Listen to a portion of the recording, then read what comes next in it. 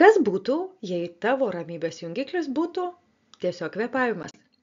Kalifornijos universiteto tyrimai rodo, kad gilus diafragminis kvėpavimas, tai reiškia kvėpavimas pilvu, lėtina širdies ritmą, mažina kortizolio kiekį ir aktyvina parasimpatinę nervų sistemą.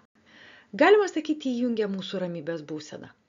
Vos kelios sąmoningo kvėpavimo minutės per dieną padeda sumažinti nerimą ir pagerina dėmesio koncentraciją. Paprastas pratimas. Įkvėpk, skaičiuojant 4 sekundes, sulaikyk kvėpavimą, skaičiuojant iki 2 ir iškvėpk, skaičiuojant iki 6. Toks ritmas siunčia kūnui aiškų signalą. Esame saugus. Kvėpavimas tarsi natūrali stabdžių sistema kūnui.